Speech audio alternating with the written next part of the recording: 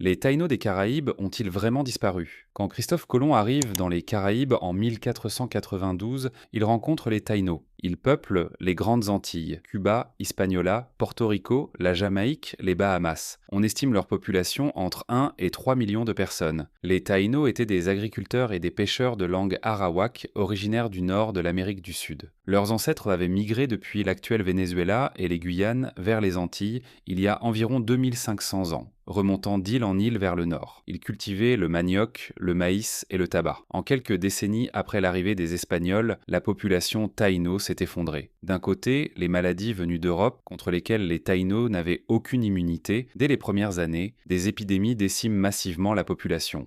De l'autre, le système colonial, l'asservissement, le travail forcé dans les mines, les massacres et les famines provoqués par l'effondrement de leur agriculture. Les deux se sont renforcés. Des corps épuisés par le travail résistaient d'autant moins au virus. 50 ans après le premier contact, il ne restait que quelques centaines de Taïnos. Plus tard, les chroniques espagnoles les déclarent éteints. On les a longtemps crus totalement disparus. Disparus en tant que peuple, oui, mais leur ADN, lui, a survécu. En 2018, une étude publiée dans PNAS a séquencé le premier génome ancien complet des Caraïbes. Il provenait d'une dent vieille de 1000 ans, retrouvée dans une grotte sur l'île d'Eleuthera, aux Bahamas. La femme à qui appartenait cette dent vivait entre le 8e et le 10e siècle. Son ADN confirme une origine arawak, liés au nord de l'Amérique du Sud. Les Arawaks étant la population continentale à l'origine des Taïnos. Et quand les chercheurs ont comparé ce génome à celui de 104 portoricains modernes, le résultat a été net. Les portoricains portent entre 10 et 15% d'ascendance amérindienne. Et cette ascendance était spécifiquement apparentée à celle de la femme Taïno d'Eleuthera, pas de l'ascendance autochtone venue d'ailleurs. En 2017, une étude de Bukhari et ses collègues a comparé les lignées maternelles dans les 5 principales îles des Grandes Antilles.